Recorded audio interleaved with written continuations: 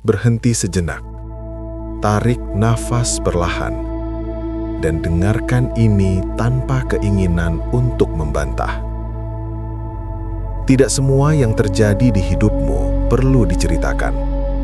Tidak semua proses harus diumumkan. Dan tidak semua rasa sakit layak mendapatkan panggung. Di dunia yang ramai ini, orang merasa harus selalu berbagi. Seolah-olah jika tidak diceritakan, maka hidupnya tidak nyata. Padahal, Stoik mengajarkan kebalikan dari itu. Semakin banyak kamu berbicara tentang hidupmu, semakin sedikit kendali yang tersisa di tanganmu. Bukan karena ceritamu salah, tapi karena pikiranmu mulai bergantung pada reaksi orang lain. Ketika kamu bercerita, kamu mulai menunggu respon. Setuju atau tidak, peduli atau tidak, menghakimi atau tidak. Dan sejak saat itu, ketenanganmu bukan lagi milikmu sepenuhnya. Marcus Aurelius menulis, "Jika kamu ingin hidup tenang, hentikan kebutuhan untuk menjelaskan dirimu." Stoik memahami satu hal penting. Penjelasan yang berlebihan adalah tanda bahwa kita masih ingin diterima. Dan keinginan untuk diterima seringkali membuat kita kehilangan diri sendiri. Banyak orang bercerita bukan untuk mencari solusi, tetapi untuk mencari pengakuan. Mereka ingin didengar, dipahami, dibenarkan. Namun, Stoik bertanya-tanya, apakah pengakuan itu membuatmu lebih kuat atau justru membuatmu semakin rapuh? Setiap kali kamu mengulang cerita tentang penderitaanmu, pikiranmu mengulangi rasa sakit yang sama, sekali lagi dan sekali lagi. Kamu tidak sedang menyembuhkan luka, kamu sedang memeliharanya. Seneca menulis, kita sering memperpanjang penderitaan dengan terus-menerus mengingatnya. Bukan kejadiannya yang menyakitimu, tapi bagaimana kamu terus menghidupkannya di dalam pikiran.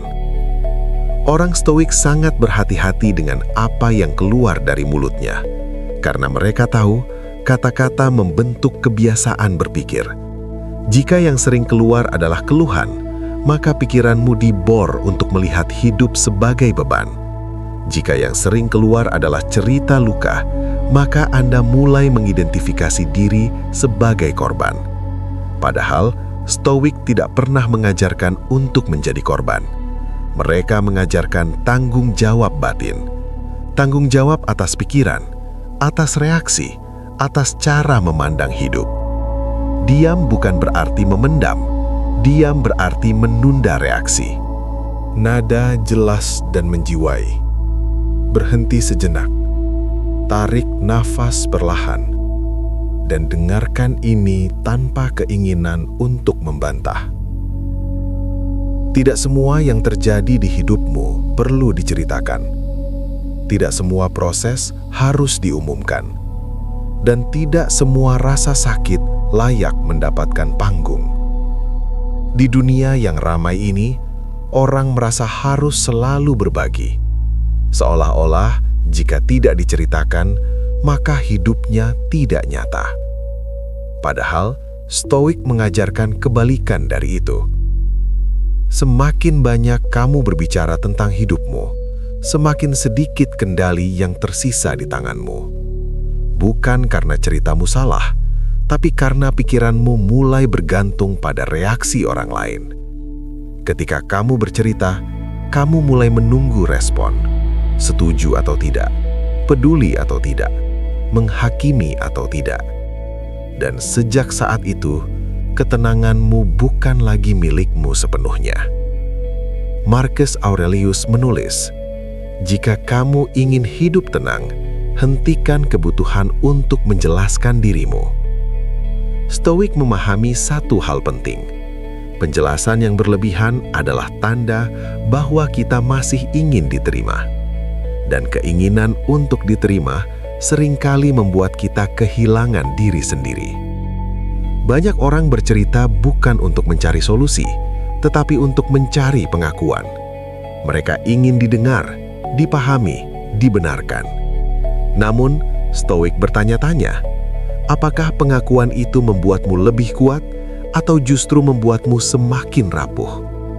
Setiap kali kamu mengulang cerita tentang penderitaanmu, pikiranmu mengulangi rasa sakit yang sama, sekali lagi dan sekali lagi. Kamu tidak sedang menyembuhkan luka, kamu sedang memeliharanya. Seneca menulis, kita sering memperpanjang penderitaan dengan terus-menerus mengingatnya. Bukan kejadiannya yang menyakitimu, tapi bagaimana kamu terus menghidupkannya di dalam pikiran. Orang Stoik sangat berhati-hati dengan apa yang keluar dari mulutnya, karena mereka tahu kata-kata membentuk kebiasaan berpikir. Jika yang sering keluar adalah keluhan, maka pikiranmu dibor untuk melihat hidup sebagai beban. Jika yang sering keluar adalah cerita luka, maka Anda mulai mengidentifikasi diri sebagai korban. Padahal, Stoik tidak pernah mengajarkan untuk menjadi korban. Mereka mengajarkan tanggung jawab batin. Tanggung jawab atas pikiran, atas reaksi, atas cara memandang hidup. Diam bukan berarti memendam, diam berarti menunda reaksi. Diam memberi jarak antara kejadian dan emosi, dan jarak yang ditentukan kebijaksanaan muncul. Epictetus berkata, jika kamu ingin kuat, jangan biarkan lidahmu berjalan lebih cepat dari pikiranmu. Banyak orang kehilangan wibawa bukan karena hidupnya sulit, tetapi karena terlalu mudah menceritakannya. Perhatikan orang-orang yang benar-benar tenang. Mereka tidak sibuk menjelaskan masa lalunya, tidak sibuk membela diri, tidak sibuk mencari simpati. Mereka tahu satu hal, hidup tidak butuh penonton. Hidup butuh kehadiran penuh. Saat kamu berhenti bercerita, kamu mulai mendengar dirimu sendiri, menyadari apa yang bisa kamu kendalikan dan apa yang harus kamu lepaskan. Stoik selalu kembali pada satu prinsip, kendalikan pikiranmu atau pikiranmu akan mengendalikanmu. Setiap cerita yang kamu sebarkan membuka pintu bagi penilaian orang lain. Dan tidak semua penilaian itu murni. Sebagian besar datang dari iri, sebagian dari rasa ingin tahu, sebagian dari keinginan merasa lebih unggul. Apakah kamu benar-benar ingin menyerahkan hatimu kepada orang-orang seperti itu? Stoik tidak naif, mereka realistis. Mereka tahu dunia tidak selalu ramah, maka mereka menjaga batinnya seperti benteng.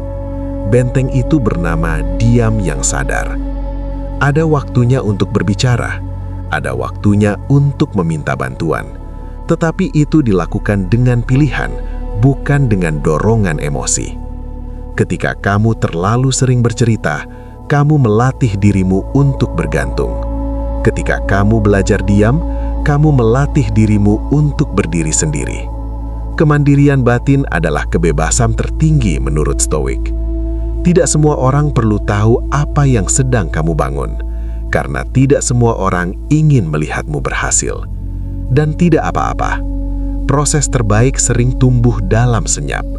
Ibarat akar pohon yang bekerja diam-diam di dalam tanah tanpa sorak-sorai, namun menopang segalanya. Hidupmu juga seperti itu. Semakin hening prosesmu, semakin kuat fondasimu. Jika hari ini kamu lelah, jangan langsung bercerita. Duduklah, mengembunlah, biarkan pikiranmu tenang. Tanyakan pada diri Anda, apakah cerita ini membantu Anda bertumbuh atau justru membuat ulang rasa sakit?